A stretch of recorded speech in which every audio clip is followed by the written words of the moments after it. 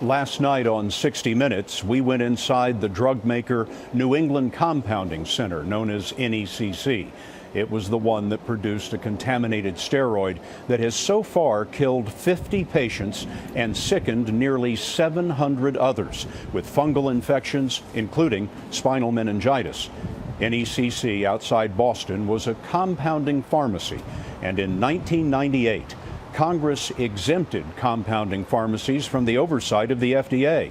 Today, there are thousands of them making high-risk drugs. We asked the commissioner of the FDA, Margaret Hamburg, about that.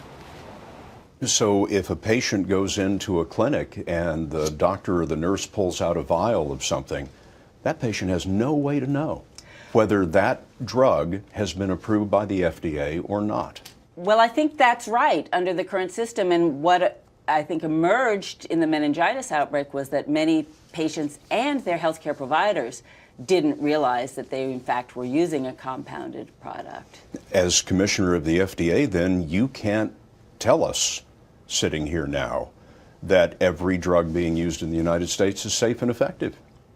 No, I really cannot. Compounding pharmacies are supposed to make drugs for individuals by prescription, but NECC shipped 17,000 vials of toxic steroid to 23 states.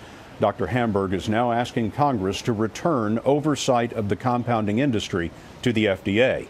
Tonight, Jim Axelrod continues our investigation and finds that the trouble in the industry extends far beyond New England Compounding Center.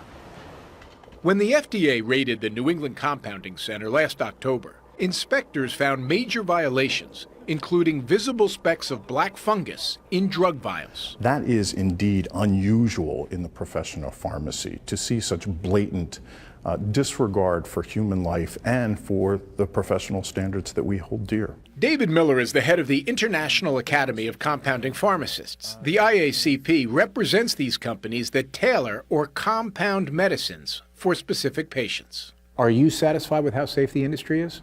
This misbehavior of this one compounding pharmacy in particular, the benefit to that is that that has enabled all of us to ask that very question and say, what can we do to make sure an NECC tragedy never happens again? But in January, Massachusetts finished conducting 40 unannounced inspections of different sterile compounding pharmacies. Only 4 passed. All or part of 11 of those pharmacies were shut down. Sarah Sellers is a former Food and Drug Administration safety officer. This is an industry that absolutely escapes and avoids regulation at both the state and federal levels. Take the case of Paul Frank's pharmacy. In 2009, 21 polo horses died from bad drugs compounded by Frank's. After a reprimand and fine, he continued doing business. 3 years later, 47 human patients contracted a fungal eye infection from a drug compounded by the same pharmacy. Frank voluntarily closed that pharmacy last July. 3 days later, he registered a new compounding pharmacy. Currently in state records, there is no mention of his past problems. Hi, good afternoon. My name is Jim Axelrod. I'm with CBS News. We made dozens of attempts to contact Mr. Frank, but got no response. So we visited his pharmacy. Is it possible for you to call him for us right now? No, it's not. Please leave. Thank you. 8 years ago, Paul Frank was honored by the IACP. This was a pharmacist who was an IACP fellow in 2005. That's correct. He Cited was. for upholding the highest standards of ethics in the profession. Mm-hmm. So if it can happen to an IACP fellow, what does that tell us about the safety of the industry? An individual pharmacist, the best pharmacist, a fellow, someone recognized for their outstanding contributions to science, research, and the advancement of a profession, can make mistakes.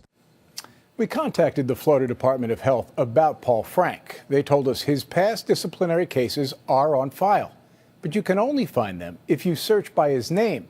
Scott, searching his new company shows no prior problems.